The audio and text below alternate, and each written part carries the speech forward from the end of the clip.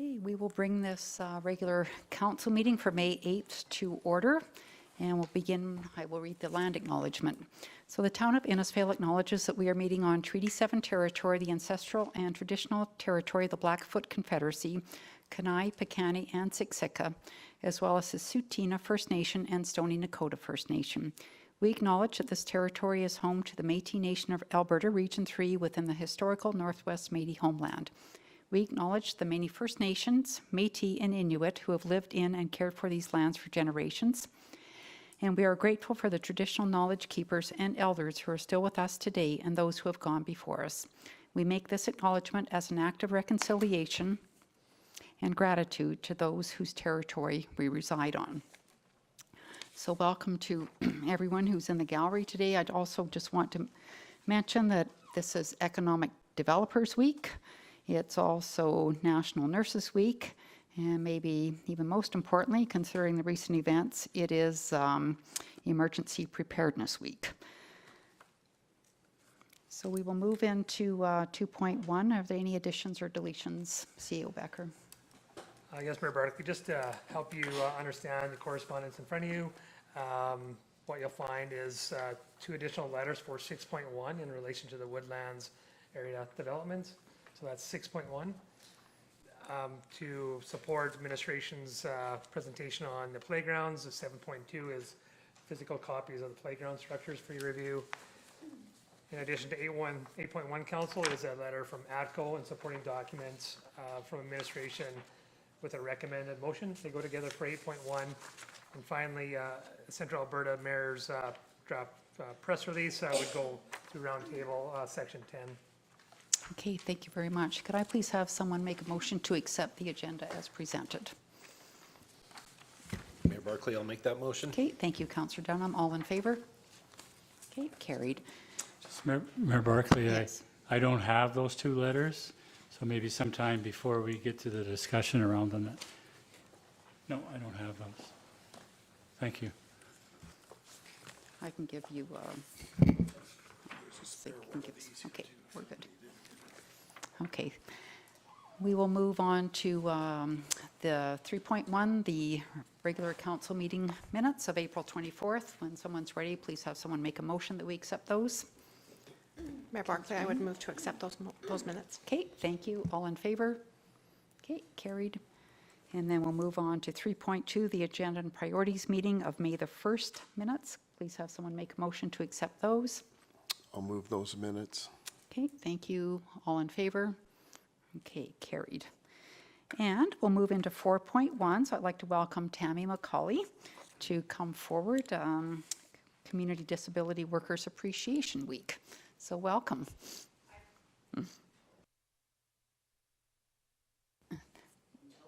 Yeah, there's a little got it. there. Thank you. So my name is Tammy McAuley, and I'm the Program Director for PROS Agency, who provides supports to adults with developmental disabilities here in Innisfail. I have been in the field of disability services for over 20 years. I've had the pleasure of working both frontline and management positions. I have worked for PROS Agency for 12 years, and we currently employ around 80 employees that live in or around Innisfail. Each employee takes extensive training to work with the individuals that they support and are given every opportunity to seek further education. We are here today requesting, like the City of Red Deer, that May 23rd be dedicated to all of the great employees we have in the town of Innisfail. So I get to use the mic, I heard. My name's Anne LaFontaine, and I've worked for PROS for 5 years as a behavioral specialist. And it's been a pleasure. I just live out east, so just driving to work has been a pleasure. So it's like 10 minutes to work. But the agency, man, the amount of work that those staff put in, hours and hours of training, depending what the individual's needs are, is phenomenal. And the caring of the staff. So this declaration, it kind of, and like Tammy, I've been almost 50 years in the field. So and it never happened before that that they, you know, people look, I mean, your boss is like I was a boss and I was really good to my staff. But I mean, just generally, I think people don't really understand what our role is in the community, but it's all about inclusion and all these staff that we have, because of the training that PROS gives them, they could move anywhere and work. I mean, it's a pretty awesome agency, yeah. And We have Catholic Social Services here with us as well. there's 4 agencies in Innisfil that do the same work that we do. And yeah, so Catholic Social Services is here, and we really appreciate you doing the May 23rd thing. How's that? Pretty perfect. Perfect. Shh.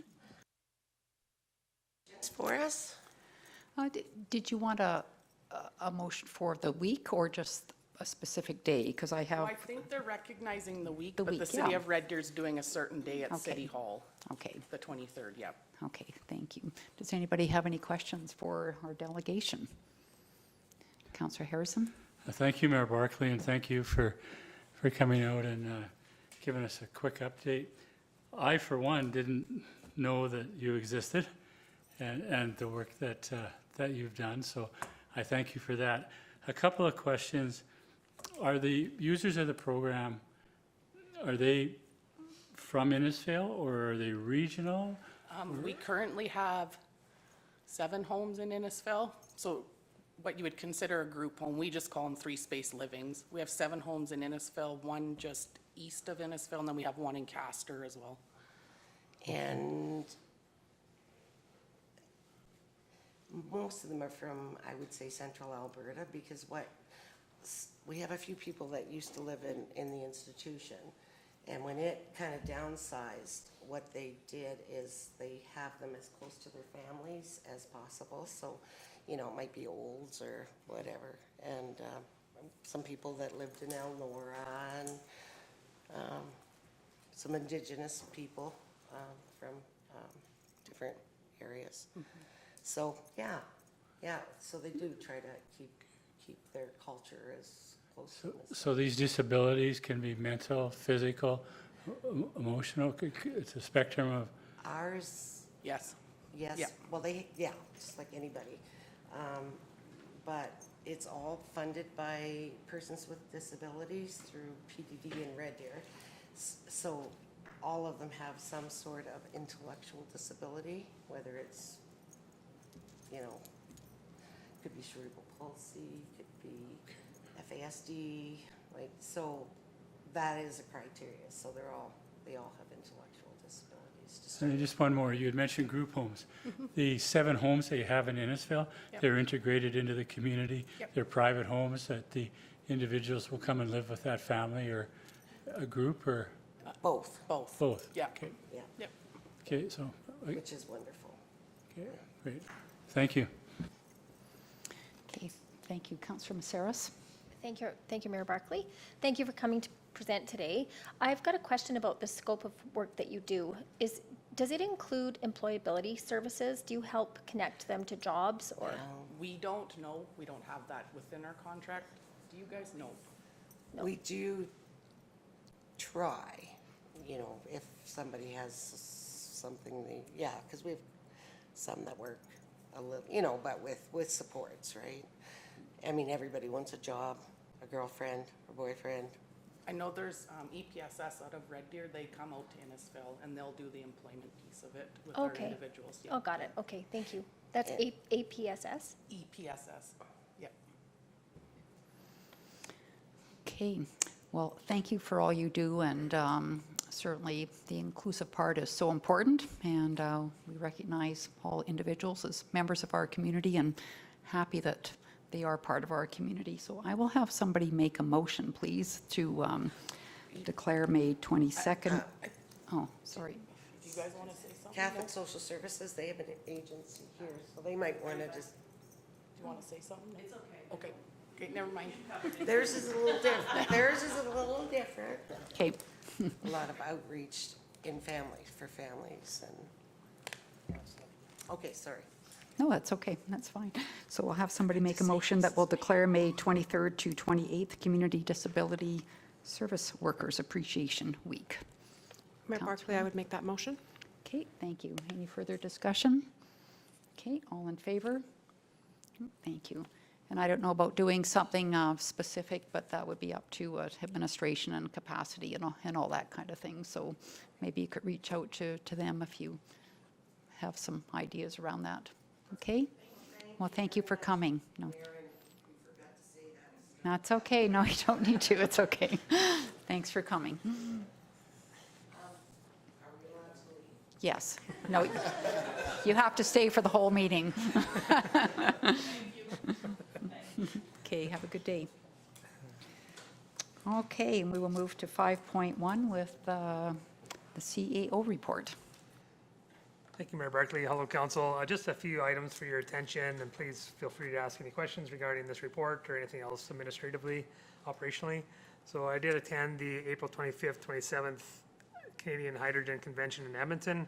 Just a few notes just to bring to your attention, and I'll just highlight them if you don't mind.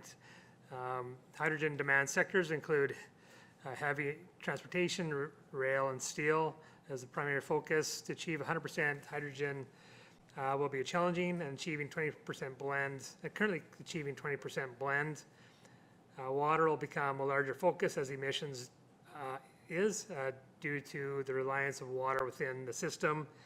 The water is required for the electrolyzer performance. And my notes state that roughly 5 metric tons of water a day is required for every megawatt of electrolyzer capacity. Industry and tech are recommending not to wait for the perfect system, as technology needs to be applied in order to adapt and advance. I think we're seeing that across other forms of energy.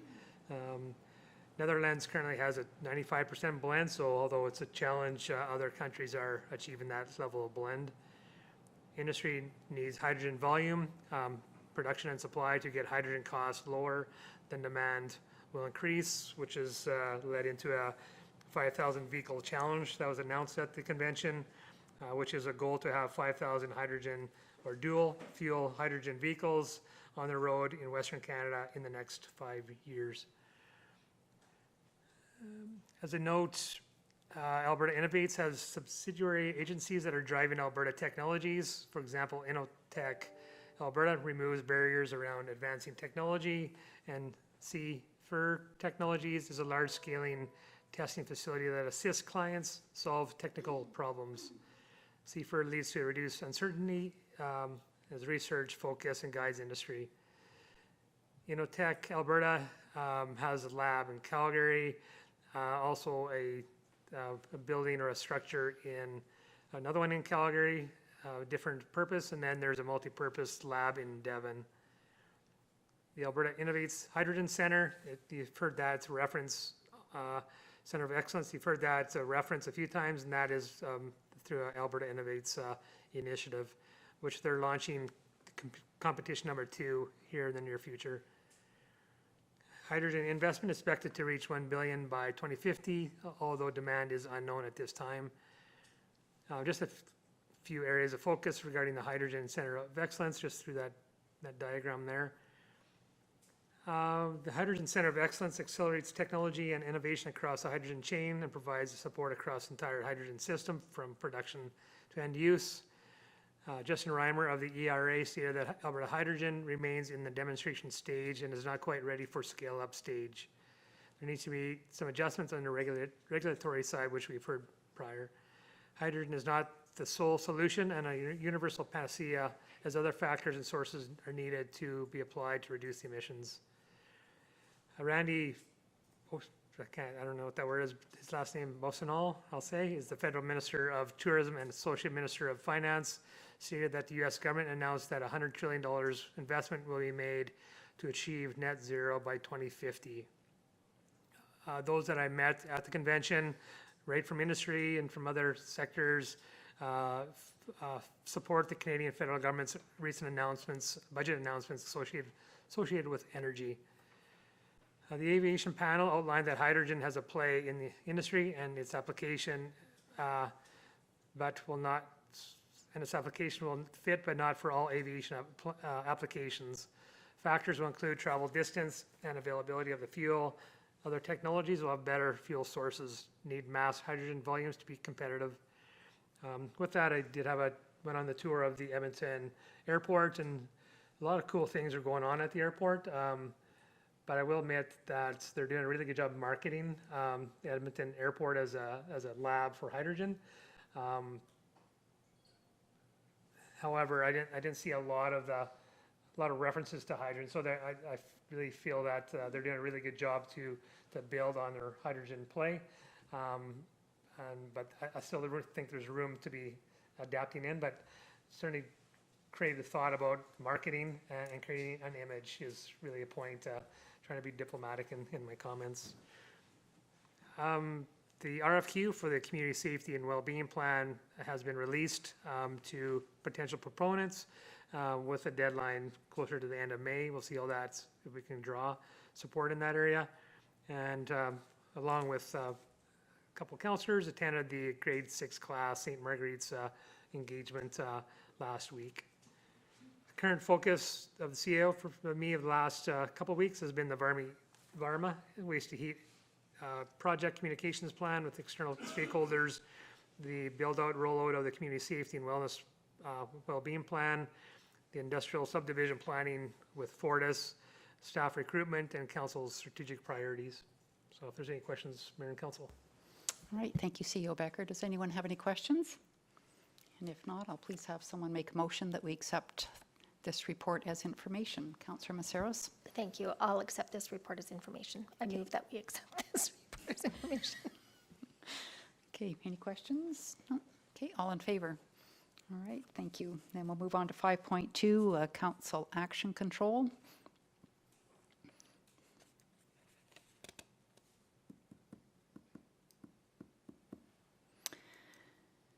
And if there's no questions, we'll have somebody please make a motion that we accept this as information. Mayor Barclay, I'll make that motion. Okay, thank you, Councillor Dunham. All in favor? Okay, carried. And then we'll go on to 5.3, the Rotary Golf Tournament with CEO Becker. Thanks, Mayor Barclay.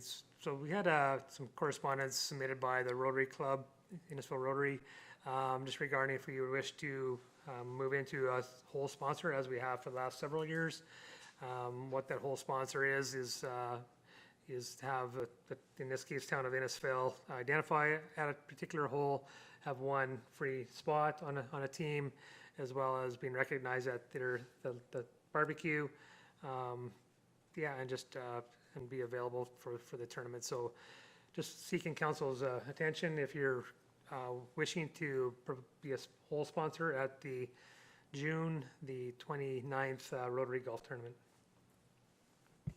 And is the cost the same this year, CEO Becker? Because I couldn't see that in the document I had. So. Yeah, it was cut off, Mayor Barclay. I did double check it. okay. It's $400. Yep.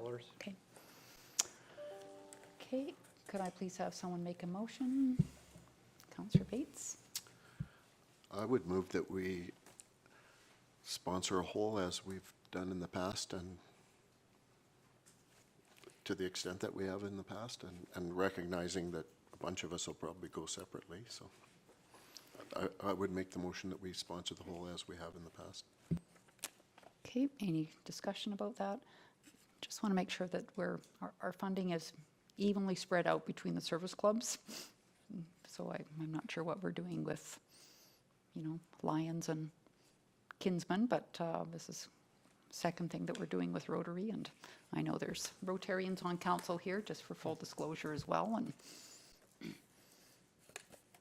okay, so all in favor of the motion? Okay, passed. Okay, and we will move on now to 6.1. So the Woodlands Open House Engagement Summary, and welcome Manager Shaw.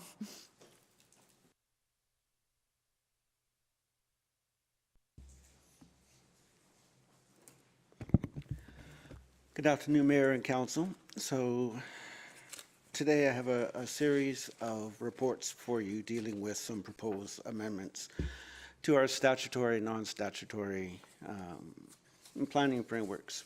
The first report deals with a open house that was held several weeks ago up at the public library. And so this open house was held in recognition of satisfying our goal of providing strong leadership by communicating regularly to our citizens and identifying potential development within the subdivisions. So the town was presented with a possible amendment to our planning frameworks, and so it was deemed to be important to obtain needed public input on those particular proposals. So the meeting was held by Stantec on April 6th, as I said, at the library, to receive feedback from the neighborhoods adjacent to the Laban property. So the format was intended to be a come and go type of event in which the Stantec representative would answer questions about the different aspects of the proposed amendments. However, due to the large number of people who had attended the meeting, the Stantec representative made a more formal presentation to the group that was there. So overall, we probably saw between 35 to 40 people. That might be a little bit low because there were people who were coming in and going during the event. But there were a lot of people who were very interested in it and who actually participated throughout the entire event. So concerns, the use of 36A and 54th Avenue to access phase 1 of the development, potential nuisances associated with the site and specific construction related to land development, loss of property value due to the development itself, as well. Staff has received a couple of responses, and I see that there's a couple of more responses as well to add to the ones that we received. So Stantec had prepared like an information session, which is a summary, which is attached to the report itself. As we go forward in the process, then this information would be collected as part of the process to solicit public input on these proposals, and it would be included in any final reports to council as we move to the public hearing and second or other readings. So this particular report itself is offered to you as information. We're just saying that this is the information that we have received based on the open house that was held in April. So the motion that you have in this report is that you do accept it as information, the report as well as the attachments. Okay, thank you, Manager Shaw. Could I please have someone make the recommended motion? I so move, Mayor Barkley, that council accepts this report and attachments. This information. Okay, does anybody have any questions about this report? Just one Councillor question, Wynn, Mayor yeah. Barkley, through to Manager Shaw. So did Stantec through this process collect any comments or thoughts from people that were participating? Have we received, other than the 4 letters, so we received 2 in paper, there's 2 in the package. Did we receive any other comments? Did Stantec collect comments?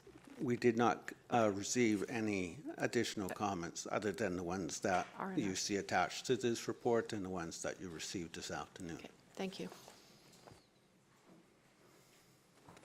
Okay, any other, Councillor Bates? Well, just a comment. I attended it, and I know there were a few people there that were interested in what the potential might be for them to seek a new home. It wasn't just, there were some people there interested in possibly being part of the new development if that ever occurred. Okay, any further comments? Okay, we have a motion on the table. All in favor? All right, thank you. Carried. We will now move into 6.2, so a request for a decision on bylaw 1704-2023. Mayor and council, this report deals with a first reading of Bylaw 1704-2023, which is a bylaw to amend the municipal development plan for the Laban property for a portion of the land that's located in the southeast corner of that particular property.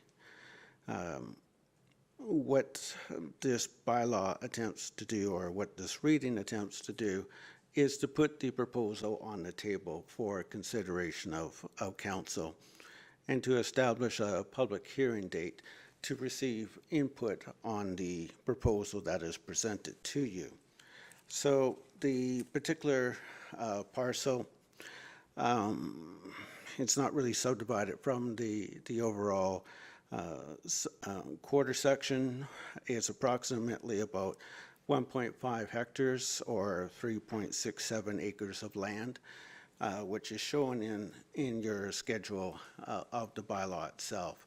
And you can see that it surrounds one particular property and it is adjacent to two other properties itself. So this proposal would be to change that land from commercial to residential, which is the long-term development plan by the landowner to see this land be developed in some form, or I should say, in a form of residential development that would be single detached dwellings. So the process that's involved here is that, of course, all municipalities in Alberta have to have a municipal development plan. From time to time, of course, the development plan has to be amended to deal with current trends or proposal of landowners for consideration of council. So today, we are requesting council give consideration to first reading of this bylaw and also setting a date for a public hearing of this bylaw. As I indicated before, granting first reading puts the bylaw on the table and allows others to be aware that there is a bylaw under consideration by council, but it does not commit council to the development proposal. Merely what you're doing is that you're setting in motion a public notification process that is outlined through DMGA. This will ensure that landowners are aware of a proposed amendment to the municipal development plan that may affect them. At the public hearing, then council has the authority to make decisions about how land will be used in their communities. So at a public hearing, so all persons who believe that their interest in property is affected by the proposed bylaw must be afforded a reasonable opportunity to be heard. Now, that could be at the actual public hearing date, or it could be beforehand through written comments. So as I said, having the public hearing allows them the opportunity to speak to the bylaw or to present a written submission. More than one bylaw may be considered at a public hearing, and more than one bylaw may be included in the public hearing notification. The council may consider a broad range of input, including information and views from the public, staff reports, financial implications, agency comments, and other information in their decision-making process. After the close of the public hearing, council may either adopt or defeat the bylaw, alter and then adopt the bylaw if the changes do not alter the use, increase density, or decrease density without the consent of the landowner. So the motion that you have before you for your consideration is that you do give first reading to this particular bylaw, and you also set a public hearing date of June 12th, beginning at 3 p.m. Thank you, Manager Shaw. Is it possible to bring the that map up? Just so everybody can see it. Oh, there it was. Yeah. Or is there a bigger map, Bring Vanessa? up in Schedule A. There's a larger map than that. There we go. Thank you. Okay, I'll please have someone make the motion. Mayor Barkley, I would move that council give first reading to bylaw 1704-2023, being a bylaw to amend the municipal development plan by changing the designation of a portion of the northeast quarter section of 1735-28 west of the 4th Meridian from commercial to residential. Okay, thank you. Any discussion? Councillor Bates. Just have one question. Through to administration planning, does this reflect anything positive or negative? Is it consistent with good planning practice, or? Mayor and council, as I indicated in my presentation, the municipal development plan is set out to establish long-term planning and development within a municipality. However, the plan itself is not set in concrete. As I said, there are trends, there are landowner wishes, desires, or proposals that might come forward that warrant the consideration of amending our statutory planning framework. So in this instance, we have previously a commercial block in this area of the plan area. To my mind, it doesn't really make sense to have commercial, considering the size of our community, where even if this were to be developed as residential, you're only 5 to 10 minutes away from your shopping opportunities. And so I think when they originally set out land use in this area, it may have been thought that you needed to put commercial much closer to people's homes than what it is now. But as I said, the size of the community warrants consideration to having people access existing or potential commercial development elsewhere within the community. Thank you. So Manager Shaw, there's still commercial, correct, on the, like above 42nd Avenue? I'm just trying to compare this map to another map I have in 6.3, but. So for right now, you have that odd-shaped lot yeah. right adjacent to 42nd, which is direct control. And then you have commercial as shown in the particular hatched area. Yeah, okay. And then the other side of Woodland is commercial too, correct? And the other side is a mixture of commercial as well as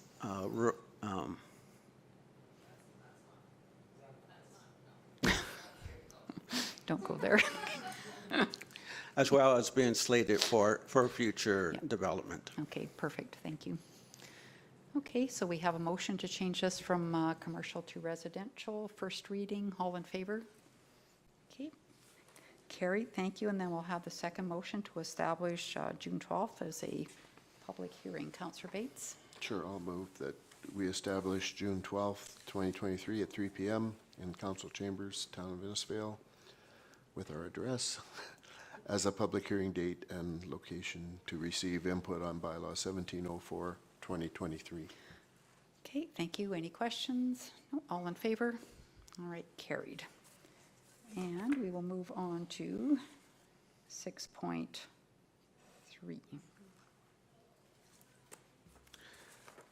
Mayor and Council, this next report deals with Bylaw 1705-2023, which would amend the Woodlands Area Structure Plan and also establish a public hearing date. So there are certain elements within the Woodlands Area Structure Plan that the developer would like to see changed, and these are more technically oriented type of changes for the most part, as indicated in the report that you see outlined towards you. But there are changes, of course, to the various maps that are in this area structure plan. For example, in map 1, the land use concept is amended by the following. 54th Avenue is extended into the Laybon property, and land that was designated commercial in the southeast corner of the northeast quarter, section 173528, west of the 4th, will become residential, and that was identified within the proposed amendment to the Municipal Development Plan. Maps 2, 3, and 4 are amended to reflect the land use configuration shown in map 1. So the maps are conceptual only and will be subject to change as the subdivision and development occurs within this area of Innisfail. As I indicated to you in the first report, the same type of planning process would happen here with the area structure plan, whereby you would give or grant first reading to the proposed bylaw to put it on the table, and then also to propose a public hearing date for input on the particular bylaw itself. So the recommended motions that you do have before you is, one, that you do give first reading to bylaw 1705-2023. Second, that you establish June 12th, beginning at 3 p.m. as a public hearing date and time to receive input on this proposed bylaw amendment. Okay, thank you, Manager Shaw. So we'll have somebody make the recommended motion, and then we can open it up for discussion and questions. Councillor Maceros. Sure, I'll make that motion. That council gives first reading to bylaw 1705-2023, being a bylaw to amend the Woodlands area structure plan by making select changes to accommodate proposed development of parts of the north half section 173528 W4M and Plan 71 NY Lot O. Okay, thank you. All right, questions? Okay, well, I have questions. I know I've asked them here, Manager Shaw, that the next one, but when I look at the overall map, like the original one, or the new one, I should say, the amended one, so phase 7, 4, and 5 can also exit up through 54th onto 36th, correct? Yes, Mayor. So how many, do we know how many houses that could be, or what the population of that might be? And so you see in Table 1, the land use stats and development. So you have a total number within the overall plan itself of about 745 units, which translates into about 1,774 population for the total area of the plan. Now, in the outline plan, it does provide you with a population specific to the Laybon subdivision.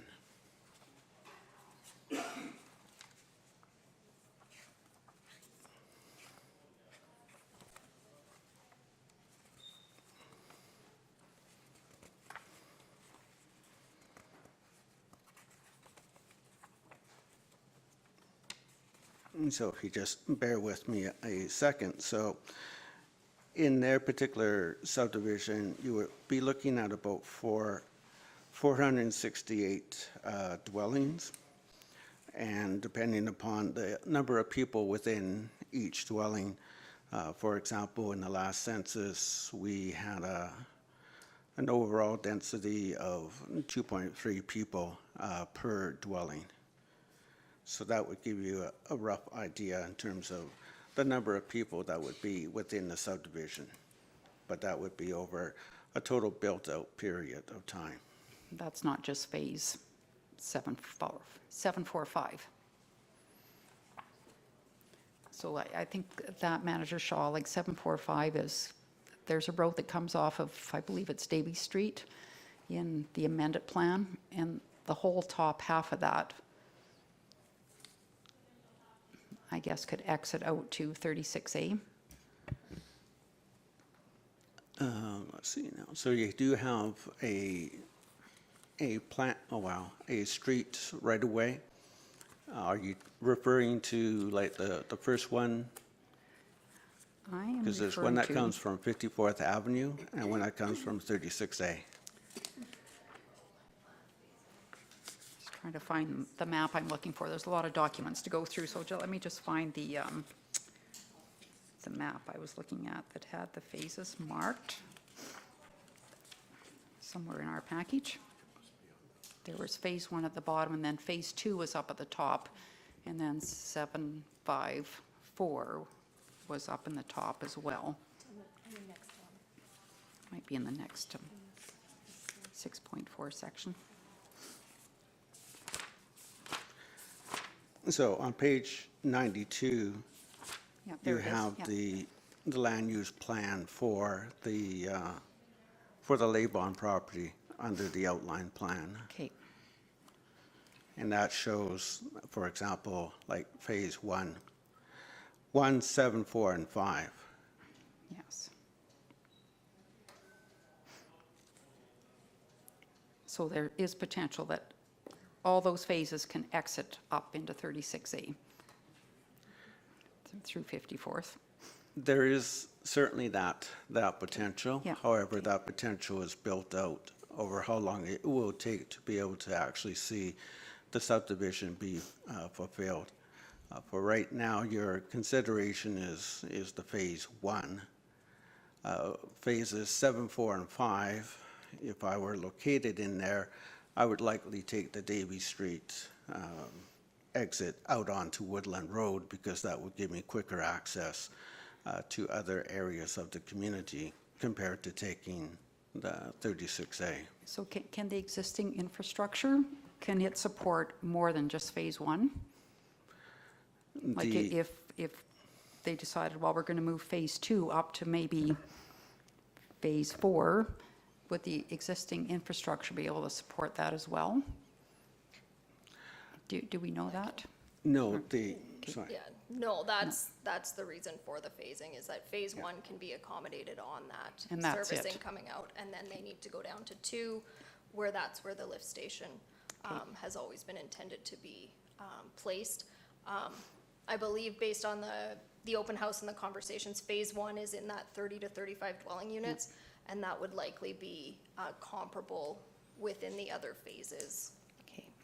So after phase 1, we're going to have to go and put in all the servicing, the infrastructure anyways. For phase 2, Yeah. correct. Okay. That is correct. After phase 1, they would have to move down to phase 2, and that route would require the installation of a sanitary lift station to connect into our services, Okay. as well as the extension of water to this area and the installation of a stormwater pond. Okay. All right. Okay, so are there any other questions? Councillor Harrison? Thank you, Mayor Barclay. Just a comment. When I look at phase 1 and tying into, I guess it would be 36th A Street here, I've walked that area on the weekend, and to me, it looks like there's going to be a real bottleneck at that cul-de-sac when you start to take that traffic flow. And nature being nature, I've seen it on 56th Street. Everything that goes to the east now comes down 56th Street. That was never the intent of 56th Street, was to be a drainage for Hazelwood or that. And I can see the same thing happening here. And when you come out of the proposed subdivision and you come to that corner, that cul-de-sac is really tight. And I just need to be convinced that there's not going to be a real tie-up with traffic there. You know, any ideas? Have we done a traffic count? Has the bond been, or are they just going on numbers based on so many dwellings and 2.2 cars per dwelling, or how? Because that's really tight there, and you know, and you look at 56th Street, there's cars that park on both sides of the street, and you get all that flow to Hazelwood Estates, Aspen Heights, and I think down the road for other councils, it may create a problem. So I just wanted to make that comment. And I'll certainly be asking these questions as we go through the public hearings. Thank you. Can I also add to, going through these documents, it looked to me like in 1989 that this area was changed to prevent this development going in through that neighborhood is what I've taken away from what I've read in this. And then, of course, 2014, we had the area structure plan done. And I agree with Councillor Harrison. I think, you know, whatever it is, 35, 38 houses in phase one, going into that neighborhood and the potential for more.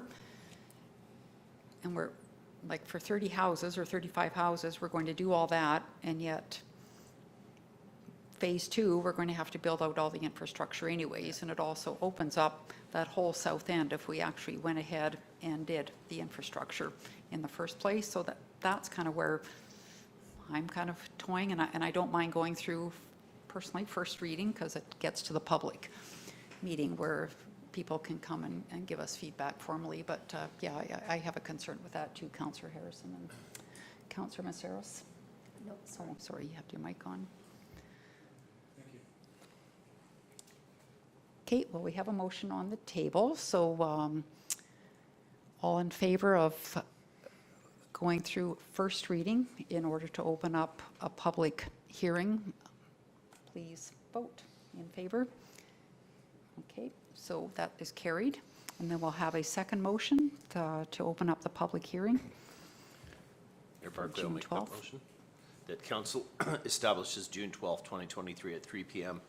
in the council chambers of the town office being 4943 53rd Street, Innisfail, Alberta, as a public hearing date and the location to receive input on Bylaw 1705, 2023. Okay, thank you, Councillor Dunham. Any questions? No? All in favor? Okay, carried. And we'll move on to 6 point, what are we on? 4. Okay. Mayor and Council, this last report deals with the amendment to the outline plan, to the Woodlands outline plan itself.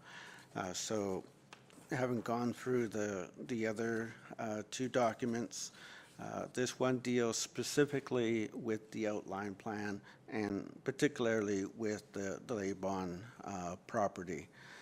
So 4 notable amendments to the existing plan is that the plan is now, or it will be deemed to be, connected to the existing neighborhood via an extension of 54th Avenue, whereas there was no connection to this built-out neighborhood in the 2014 plan. A commercial block has been eliminated and replaced with additional single detached residential. The multi-dwelling residential area has been reconfigured, and phasing of the development is changed to reflect an interest by Laybon to develop its land using existing municipal services within 54th Avenue. So the following figures from the existing plan are proposed to be amended, and that would be figures 3 through 9 in the plan itself. So these are shown in attachment 2 to this report for reference to those contained in attachment 1. So the purpose of an outline plan is the process of proposing subdivision plans that show block patterns, hierarchy of roadways, distribution of open space, conceptual servicing of the plan area.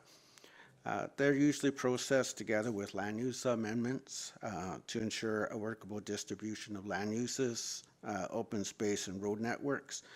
An outline plan does not show individual lots and or dimensions. This is not a statutory plan. This is a plan that is established by the town to bridge the process between the high-level policy documents, such as a area structure plan and the planning applications that follow, subdivision applications, as well as land use designation or development permits.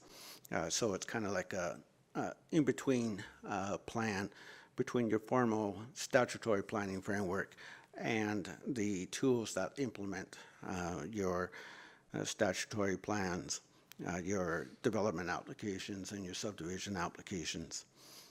So typically, they're required where any of the following may apply.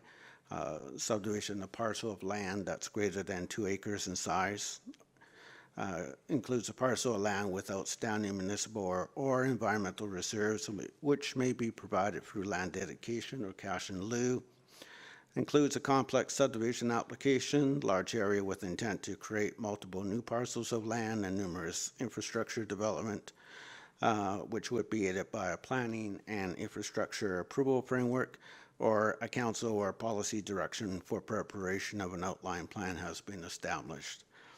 It is a plan that is adopted by council resolution rather than by a bylaw, and this is the major difference between statutory plans like the MDP or an area structure plan or area redevelopment plan, and non-statutory plans like an outline plan. So the proposed resolution adopting an outline plan must be published to allow citizens an opportunity to clarify what is proposed, ask questions, or present objections at a required public hearing held as part of council's consideration of the outline plan. So the motions that you have before you in this report is that you consider the proposed amendments to the 2014 Woodlands outline plan as shown in this report and in the attachments as information, and that you establish June 12, beginning at 3 p.m. as a public hearing date to receive input on the proposed changes to the outline plan. Okay, thank you. Could I please have someone make the recommended motion? Mayor Barkley will make the motion. The council considers the proposed amendments to the 2014 Woodlands outline plan as shown in this report and in the attachment as information. Okay, thank you, Councillor Dunham. Sorry, I'm just going through page by page. So, question, is there still in this amended plan a road coming out to Woodlands? Mayor and council, there would be 2 roads that would come out to Woodlands. One would be Davie Street, Okay. the other would be an unnamed street at this time. Okay, So in the southern portion, you see a road right away that appears to end at the Yeah. boundary of the plan, but that road would be continued onto Woodlands Road itself. okay, thank you. I thought so, but it looked like it ended, which is why I'm asking. It does appear to end so, but it would have to continue to Woodlands in order to provide access to the lower half of the plan area. Okay.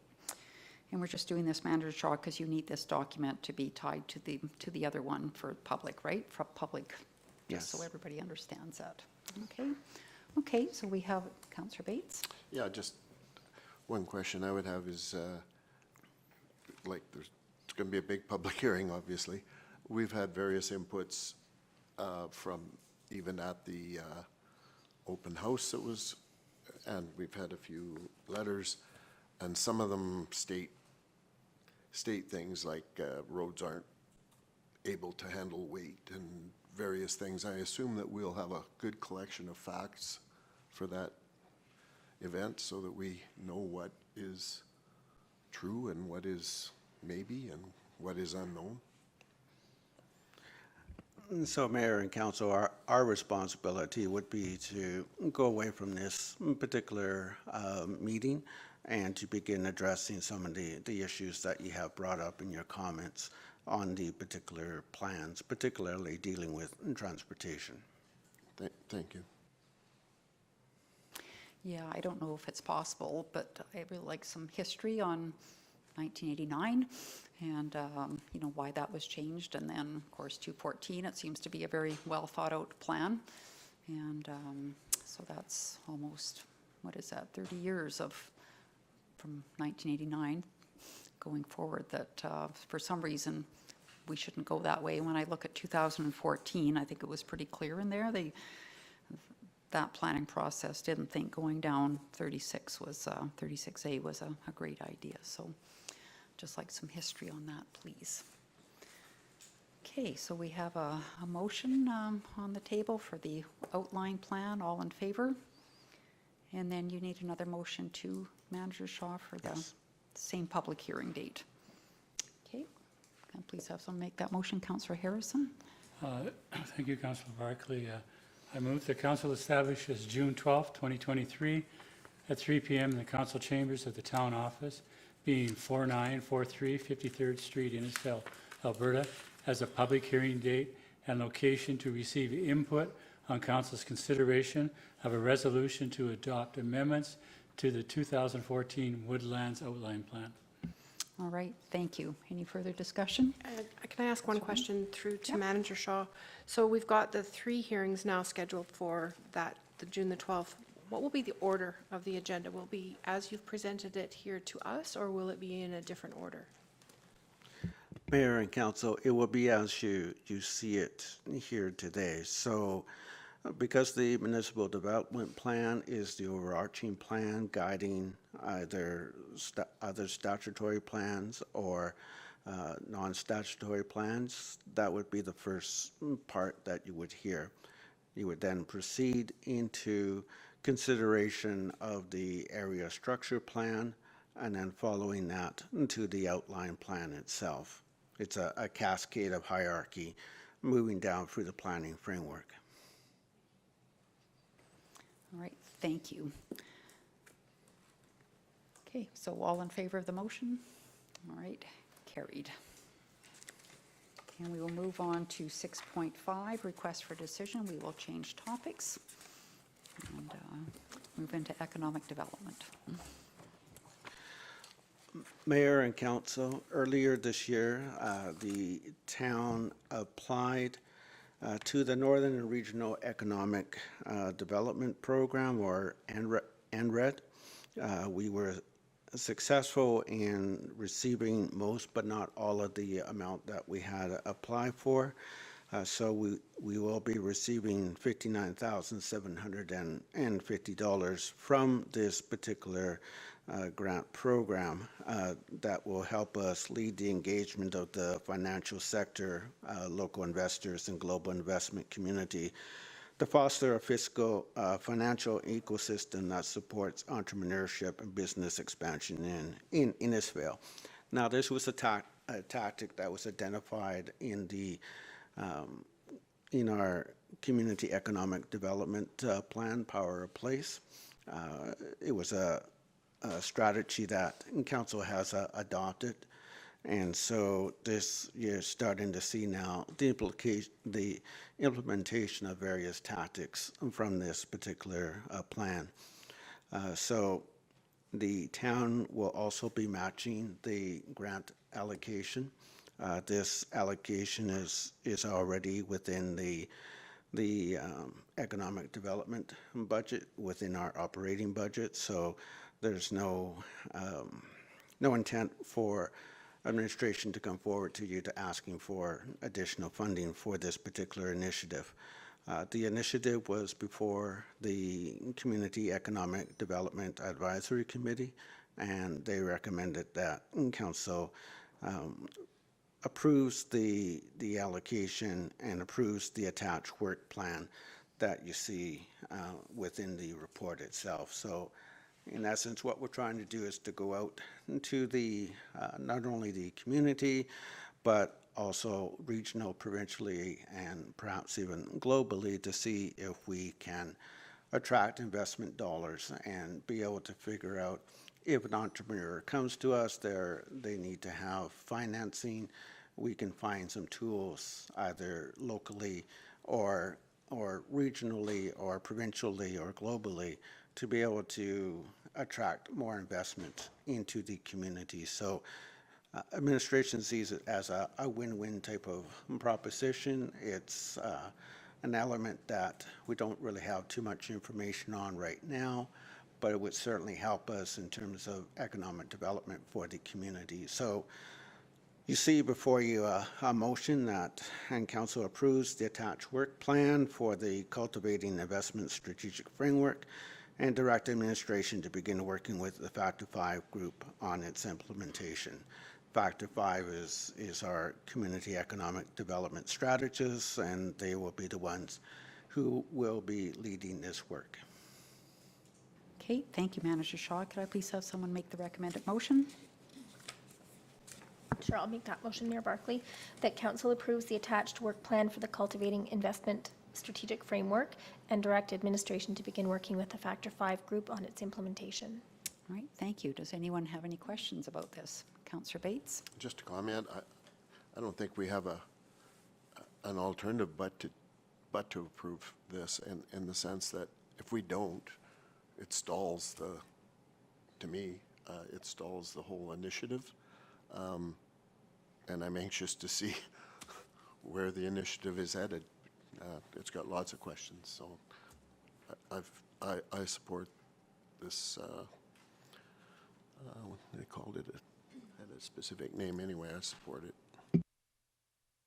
Okay, thank you. Anybody else have any comments? Okay, all in favor of the motion? Okay, carried. You're dismissed.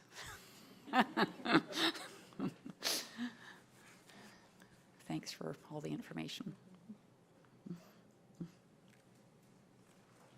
So we will move into 7.1 with Director Kennedy, please. Thanks, Mayor Barkley. So this is a quick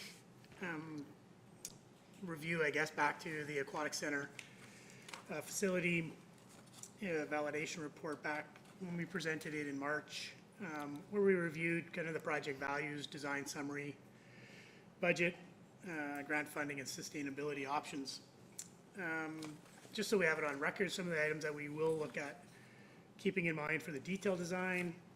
Some of the feedback we heard was parking capacity, office space requirements, space between the arena and the new building, viewing areas, as well as operational savings. And then in April 17th, we did, Council and Administration discuss, review some of the funding strategies to make the project achievable. Those were illustrated below with a strategy to move forward. So really, we're just looking at council to make a final approval of the new aquatic facility validation report dated February 27th, 2023. All right, thank you. Could I please have someone make the recommended motion? I so move, Mayor Barkley, the council approves the new aquatic facility validation report dated February 27, 2023. All right, thank you, Councillor Harrison. Any questions? Councillor Wing? Thank you, Mayor Barkley. Through to Director Kennedy. I'm curious, in the report, we talk about the public engagement and communication strategy as being to be determined. Since we've had articles in the paper relative to the design and the work that's been happening so far, certainly have heard back from a few of our community groups saying, we'd really like to be able to talk to you about this so that you can ensure that you understand what our needs are. And I just wonder if we wouldn't be having that piece of engagement before we went any further on design so that the actual users of the facility are involved in some of that work. I think at this time, the real purpose was to get the validation report just approved, because really the report itself will be put on hold, so we won't be moving forward with detailed design until the funding is in place. So at that time, absolutely, we would then have to look at engaging and doing those next steps moving forward, but really until then, I didn't see the public engagement part being warranted until we know the project can actually go. CEO Becker? Mayor Barkley, to Councillor Wing's question, it'd be up to council if you want to engage the public and determine if the public has been engaged throughout the last several years to get to this point. And really is up to council if you believe in this, in the current structure and in its form. Obviously, detailed design is going to take a little bit different shape, but that's what it's going to basically appear to be. So there was public input in a few different spots leading in to this place, but we have not went back to public in review of validation. But it's really up to council how you wish to proceed in moving towards approving your validation report. So, CEO Becker, I'm putting you on the spot now, Sure. but can you, especially for new council, can you just kind of remind people or tell us exactly the steps that Sure. we did go through with public engagement because it was pretty significant? And Yeah, I'll ask staff too, but from my perspective, it started with RC strategies. It's probably, I'm not even gonna guess the 18, years. 19? Okay, Yeah. yeah, just to get the assessment and to get public engagement, where's council's primary focus in relation to facilities. Moved into some evaluation of the current aquatic center through some engineering-related reports to determine the current status of that facility. Then that includes some public consultation on the users. Then there's a hire of the name of HCMA. HCMA architect firm, which it also involves the users and public engagement to establish that report, and then Yeah, so there were 2 surveys done with HCMA. One that was very much focused on the activities and the programming and the change room configuration, those types of things that came out at the front end of that. There was then a public survey done when the various options had been developed in terms of renovations, new builds, expansions. And then I believe it was sort of May, June 2020, we had a series of roundtable type of discussion meetings where we had a session with sort of seniors wellness, healthcare stakeholders. We had one with sport and those types of participants.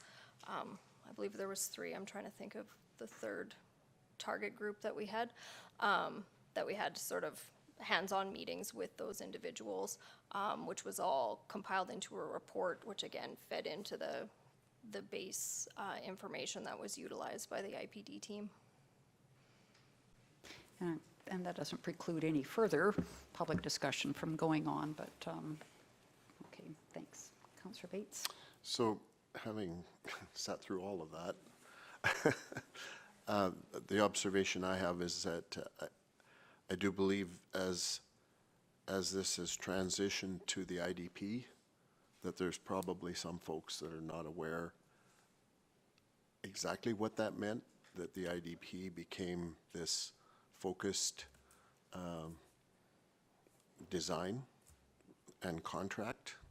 And I think that probably is not understood by a lot of people. And I do know back with the HCMA, is that right, HCMA? Every time they came back, we had some suggestions, and that would result in a redesign, and it was never going to get nailed down. And the IDP process, which I wasn't fully in favor of, but we're here. That is where it, I think, has gotten to more assured of what it's going to be, with significant, anytime you depart now from what this is going to be, that's going to be a big change, right? That's my understanding. And Mayor Barkley, to Councillor Bates, into the conversation, it really is that, it's the combination of public engagement and then IPD process, and council's desire for location, but also budget. So it's the different pieces as. Yeah, and I as you didn't can mean to understand, but- infer, Yeah, but that has kind of solidified the thing to the point where maybe we need that communication. I don't know. I guess to Councillor Wang, if there's anything we can maybe respond to, if there's any questions that you're getting, we'd be certainly happy to try to answer those questions. Well, I guess my point is I understand all of the history of it. I fully support IDP, believe in that process strongly. But at some point in time, we have to have the discussion that says the people that are at the table are not the users. We're all administrators. And I appreciate that we have town staff that are in and out, but they're not the users. And so would it hurt at this point to say, we've printed the floor plan, the proposed outline, the blueprint in the paper? now we're saying well, on one hand, we say, well, and then we'll ask later for people's opinions and maybe we'll change it. Or we're saying, well, we can't change it now because that's going to be too big of a change of scope, but we haven't really checked with the people that pay to use it, that it's going to meet their needs. I mean, we've got minor hockey and figure skating, but we've got lacrosse and we've got the Dolphin Swim Club and we've got the Eagles Hockey Club, and they all use the facilities very differently. We told everyone we were going to build something, and now we've got to design, and so what if it doesn't work? We can't, once we build it and if it doesn't work, then we're stuck going, well, now what will we do? So would it hurt to sit down with those user groups to just say, this has been the process, this is what IDP is, they don't understand what that means either. Here's where we are, here's our dream, or here's our picture of what we hope it will look like, and now we're going to get busy and we're going to figure out how to build it. But what if we're not building the right thing? Why would we not ask now whether the users of these facilities are going to agree with our perspectives on how we would use that space? That's the only thing that I'm just asking about. Is we've got lots of great voices, we've got lots of great opinions, but the people that are going to use it haven't had an opportunity yet to really sit down and say, that's a great idea, or have you considered that the Eagles bus comes home at 2 o'clock in the morning and drops the team off, and we're going to have arena staff there to open the building because they can't get into their dressing room from the outside like they have been. That's just one example. So that's just my thought. I just don't want to get so far down the road at any point in time that we haven't heard from the people that are going to use these facilities. Thanks. Certainly take council's advisement, how you wish to proceed, if today is the day for, the approval of the validation report, or another day is required. So just looking for your guidance, council. So just so that we're clear, we can approve this report, but we're still going to go into detailed design down the road. Correct. So this is a step prior to detailed design. So basically, the validation report is, hey, we're pretty darn close here, and there'll be, to the finer detail may modify, but basically you're looking at the location, and you're pretty close what that facility is going to represent. Logistics with the users obviously has not been, we have not had that engagement with their users. Okay, so Councillor Wing, would you like that engagement to happen? Or with the Eagles, nonetheless, you could connect them into administration? I think I'm fine to say we would accept this validation report today on the understanding that there is, and we have talked about it in the document, public engagement and communication strategy to be determined. So we'll accept this report on the understanding that what comes next as we move towards that detailed design is that we open it up for that community consultation again, or conversation with the users, or however we want to word it. But I'm fine with accepting this report. I just want to be sure as we move forward that we don't get to a point where people say, well, wait a minute, you didn't ask us, and we say, sorry, it's too late.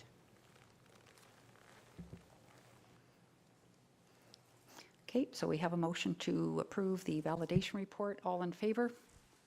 Okay, carried. And we will move into 7.2 on the playground contractor.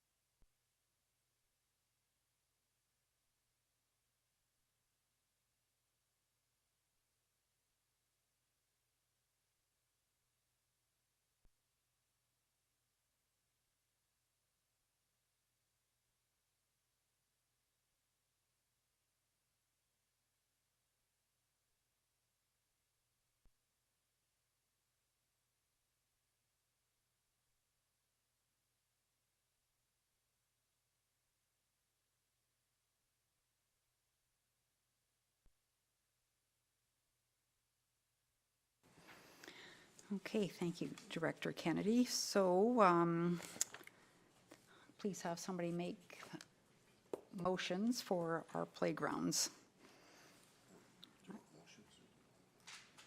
Pardon me?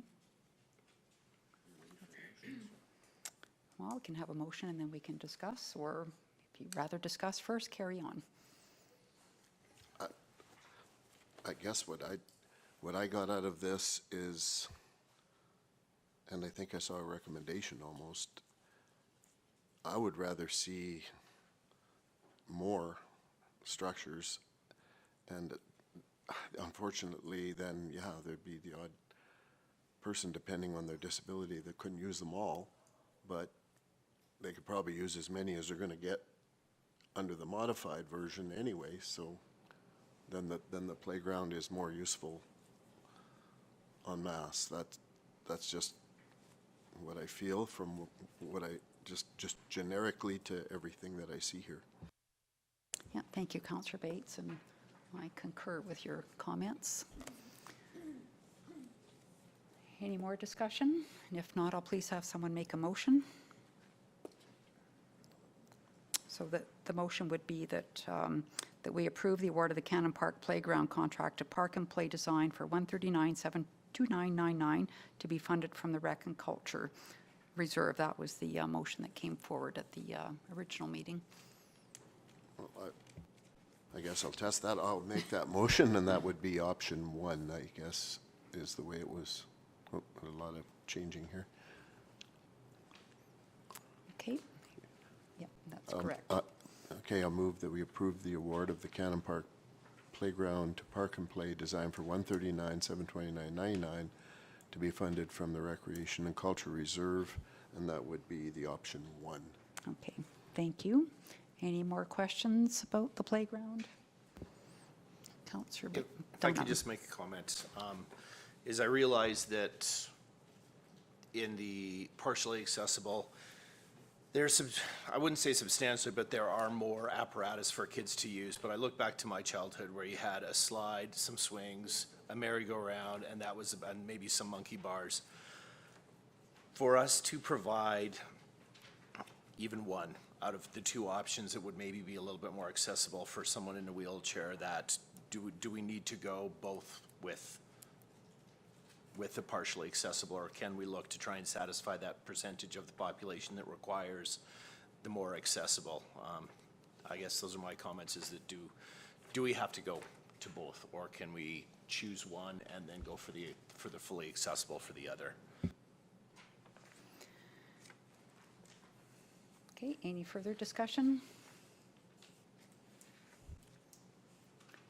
Did you have any comments with that, Director Kennedy? I think, kind of going back to what Councillor Bates said, I think we're getting a bigger playground that has accessibility. Yeah, I guess when we did propose the options for you, the partially, like what we consider partially accessible, yes, it is limited access onto structures, but I guess when the designers looked at it, it gave them the most accessibility to the playground itself, to play within the playground, knowing, yes, that access onto a structure wasn't going to be there. So I definitely understand where you're coming from when it comes to on-structure access, but I guess when we talked to the designers, it's what they felt to be the most compromise for the value of the playground. Councillor Bates? Just one other question. When we had this at the trade show, obviously tons of the public got to see it. Were we, and I wasn't there, I was over on the energy side. Did we get many concerns about accessibility to, because that's all we were showing was we weren't showing option 2, we were showing this option 1. Did we get many concerns from the folks that? I'm not. Yeah, so nothing that we heard verbally and They saw nothing in enough writing. accessibility, I guess. I don't, it's hard, because obviously it'd be nice to. Thank you. Councillor Maceros? Thank you, Mayor Barkley, through to Director Kennedy. Do you know which pieces on each of the playgrounds are the accessible pieces? Can you help to envision that a little bit? I guess, if we look at it, so in option 2 for Canon, so fully accessible, the way they look at it is accessibility onto the structure. So that's where you can see that they have access onto the structure, and then they've given them that play area on the structure in option 2. Where the original option, yeah, unfortunately, there isn't access onto the structure. It was more access to the play area versus on the structure.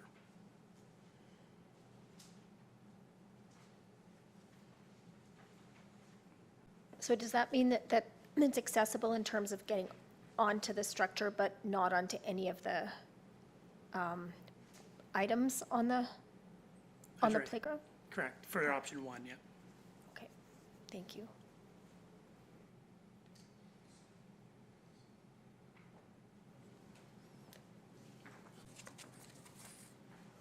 Okay, any more comments? Councillor Wing? Thank you, Mayor Barkley. You know, it's a tough one for sure.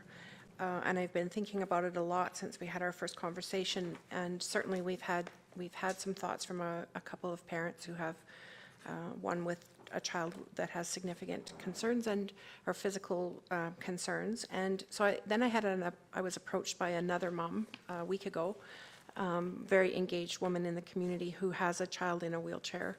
And her comment was, Innisfail, as a town of 8,000 people, has amazing play structures. And my family doesn't go to every single playground, or wouldn't go to every single playground. You know, 1 or 2 that were really, really good that we could access from the chair's perspective for a small town is really amazing and sort of above and beyond. And so, you know, I think it's aspirational that we would have all playgrounds be fully accessible, but we have other kids that we want to be able to enjoy the parks and the playgrounds as well. So I think we have a great facility down by the ball diamonds and the arena, and if we can have partially accessible or be committed to those partially accessible kinds of features in our future parks, I think that's important. Is of equal concern is, in the wintertime, how will kids in a wheelchair access these playgrounds to begin with? Will there be paths that are cleared for them all year long? Will the town maintain that other level of accessibility? And I think that's a different conversation, but I think when I look now at the original plans, I'm quite satisfied with them. Thank you. Okay, anything else? No. Okay, we have a motion on the table. All in favor? All right, carried. And then we'll move to the Max Playground. Please have someone make that recommended motion.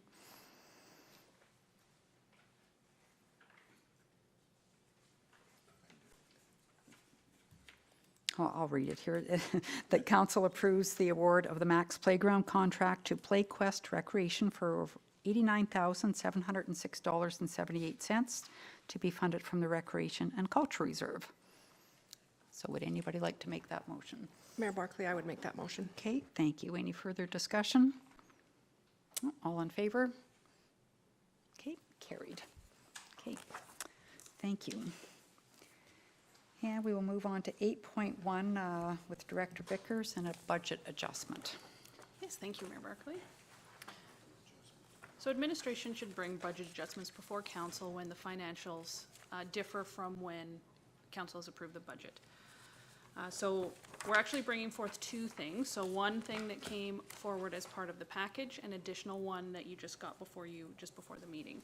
So we did receive a letter from ATCO Gas that is letting us know that the letter that they sent us, estimating our 2023 franchise fee revenue, was incorrect, and they're now giving us an updated an amount. And that amount is $97,999 less than what we budgeted for, so it's a significant amount of money. So we do need to do a budget adjustment for that as well. As well, at the April 10th council meeting, administration did bring forward the 2023 tax bylaw for review and approval, and it was approved, and we're seeing a $413,000 over top of our budgeted amount. And at that time, we did tell council that we would bring forth a budget adjustment to identify that.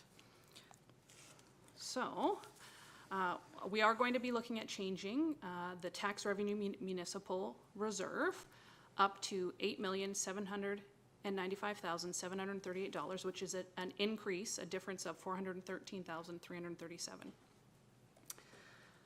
So, and we were going to transfer the reserve the exact same amount, but in lieu of the additional budget adjustment from ATCO, we are now changing that. So the transfer to reserve amount is going up to $525,613, which is a difference of $315,338. And we are further changing the ATCO Gas franchise fee account number, and it's going down to $689,318, which is a difference of $97,999. The transfer to reserves will be broken down as follows. So $288,000, administration is recommending we put into a newly created reserve for the RCMP that will sit there for when we need to pay that RCMP back payback. The balance, which is now only going to be $27,338, will go into the facility reserve to help pay for the new aquatic center. And then I did want to just update that after this and the surplus goes into that facility reserve, it now will have a balance of $1,600,546.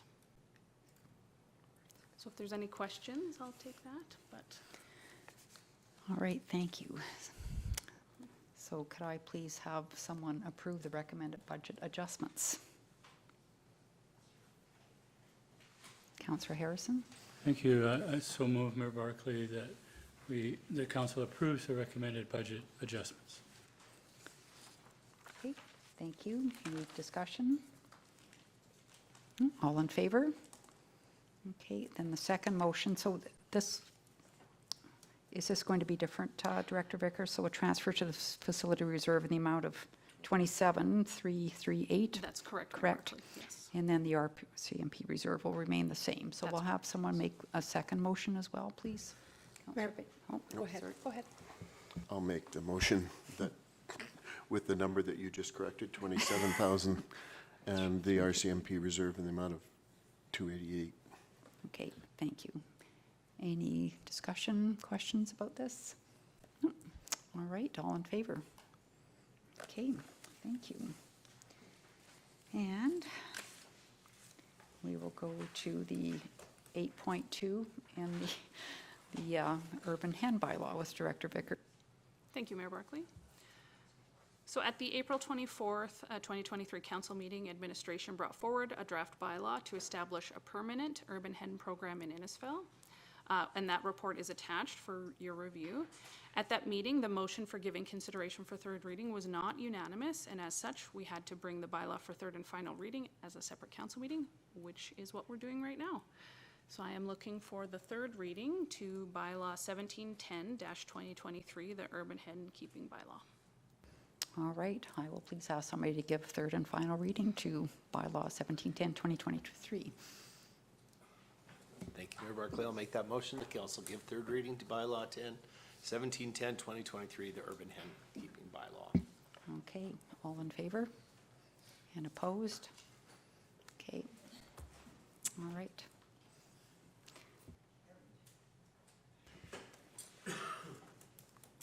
Okay, we will move on to 8.3, request for decision on amended rates and fees bylaw. Perfect. Thank you, Mayor Barclay. So we are going to be adding two fees to the rates and fees bylaw. So with the passing of the urban hen bylaw that created a permanent urban hen program, we do need to add the urban hen license fee of $65 into the rates and fees bylaw, as well as some camping permit fees. So in June 2019, council requested that administration prepare guidelines for charging a fee to facility and sports field users who request camping on town premises. So on June 14th, 2021, council approved the camping on town premises policy, providing a guide for when, where, and with what restrictions camping can be accommodated. So the report to council at the time stated a $150 fee for the camping permit will be included in the next community services rates and fees bylaw. And then we recently noticed that it was including it into the current rates and fees bylaw, so we're adding it now. And so I'm just looking for the three readings to bylaw 1711-2023 to amend the rates and fees bylaw. Okay, I'll please ask for first reading for bylaw 1711-2023. Mayor Councillor Barclay, Wynne? yep, I would move that council give first reading to bylaw 1711-2023 to amend the rates and fees bylaw. Okay, thank you. Any discussion? So I have a question, Director Vickers, on the 150 for the camping. Is it, like it's per area? So if somebody books both, it's then 300?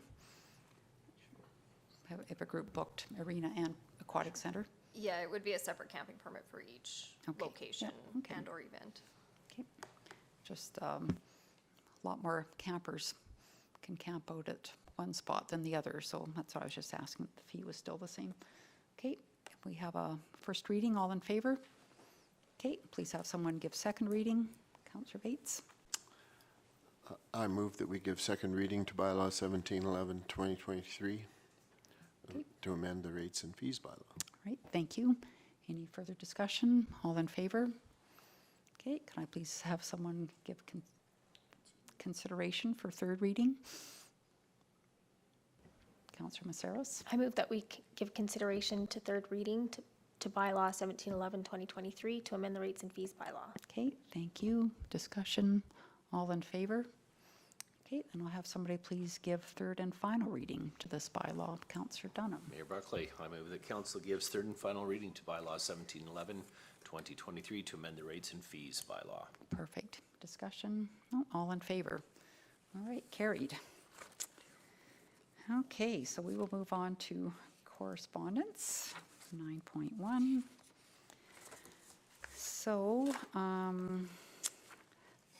just want to bring up, didn't get this into the package, so item number 2, in relationship to that, there's a press release that has been sent to us that can go out, and CEO Becker thought it would be wise to have council approve this, even though we've already approved the initial letter, but we have it on our desk. So could I please have someone make a motion that we approve the press release and can send that out?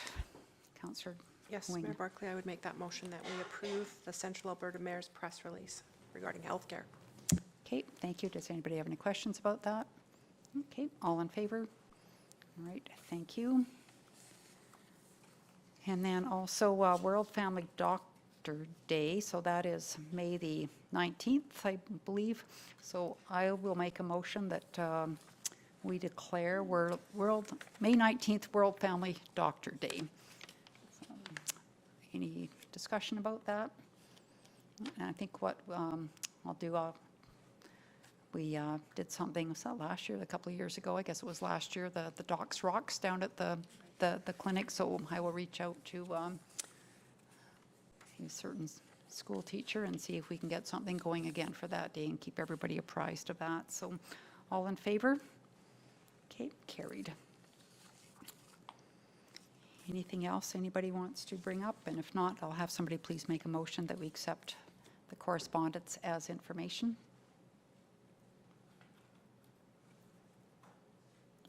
Anybody want to make a motion? Okay, Mayor Barclay, I'll make Thank that you. motion. okay, thanks. All in favor? Thank you.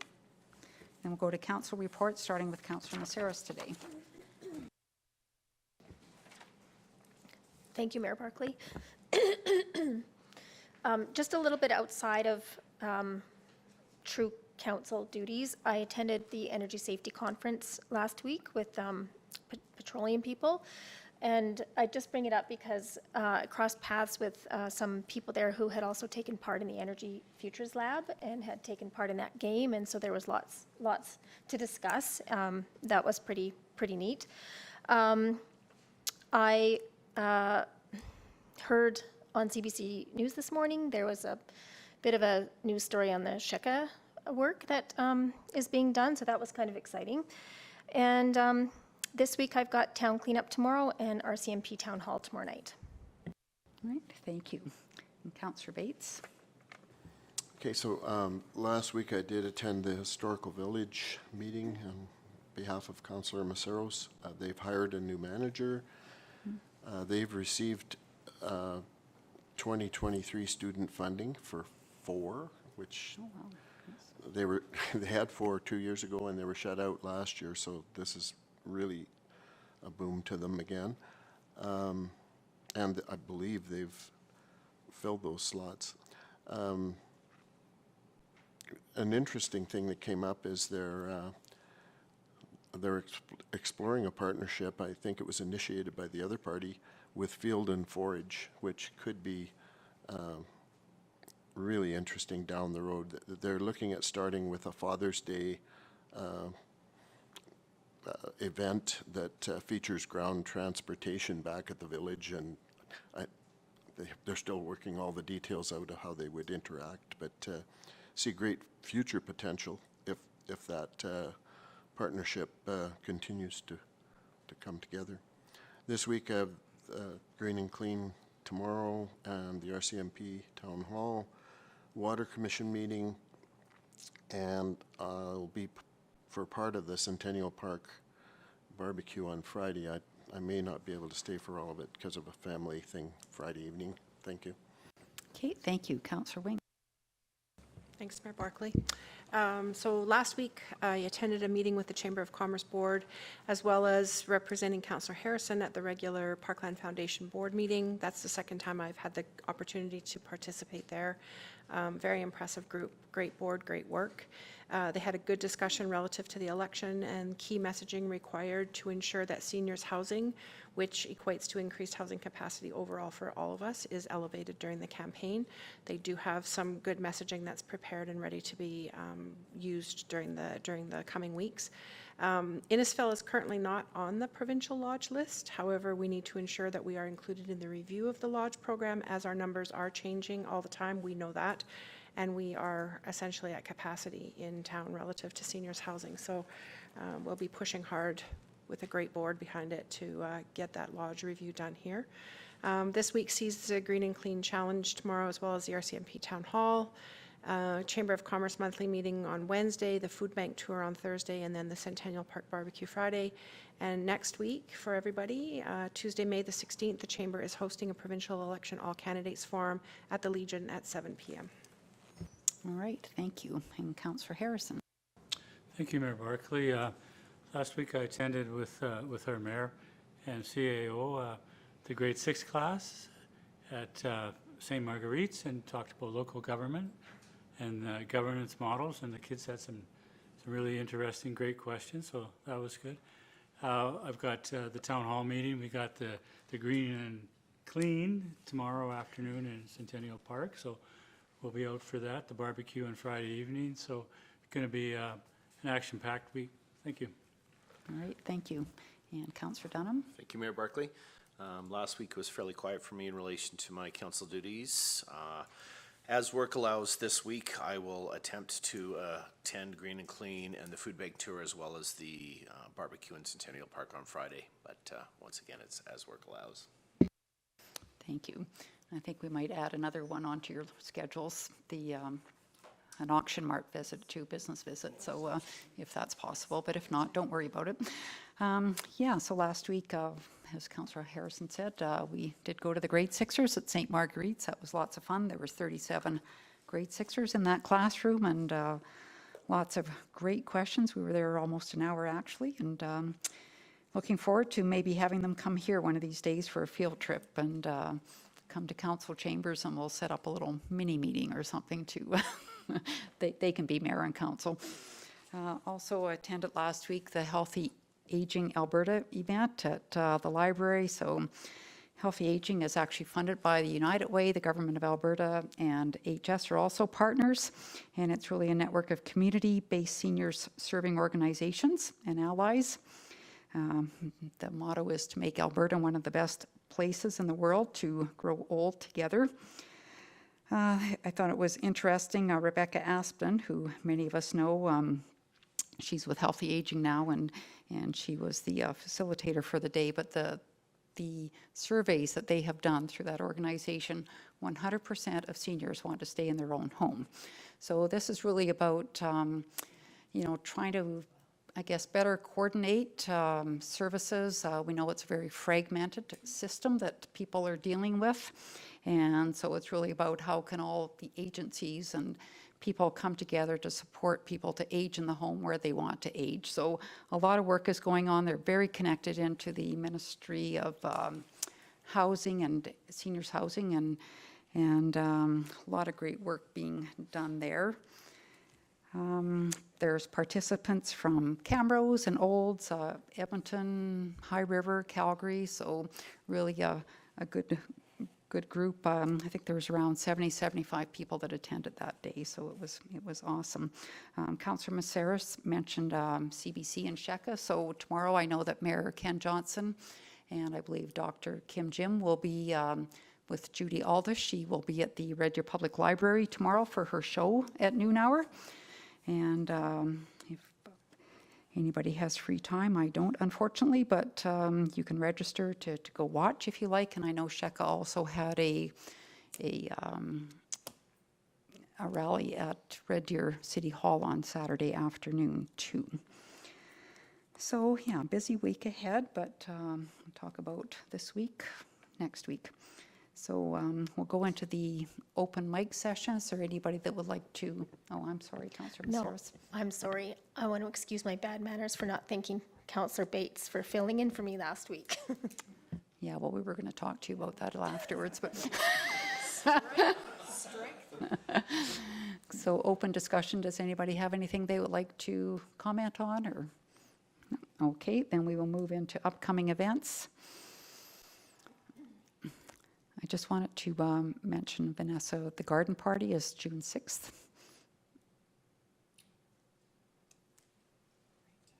I think Megan has one too. Or maybe it's not.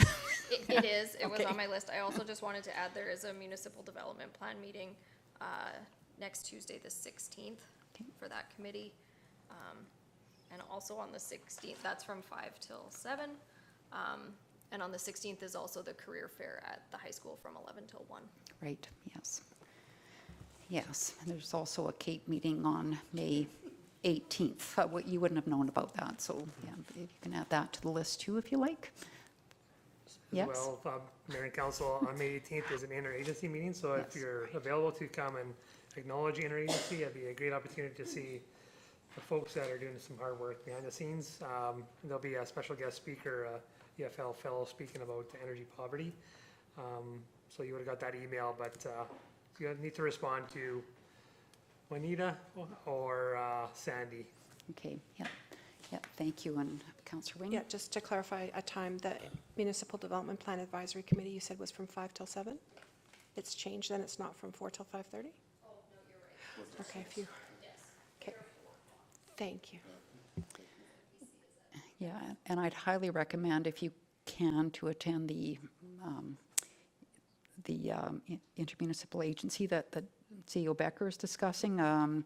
Such great work. You go to those things and you can just see the number of agencies that are supporting people, and it's always a really good eye-opener. If you're curious about if there's supports out there, there's many, and it's great to see them all working together. So I'll just have somebody please make a motion that we accept the upcoming events as information. Mayor Barkley, I'll make that motion. Okay, thank you, Councillor Dunham. All in favor?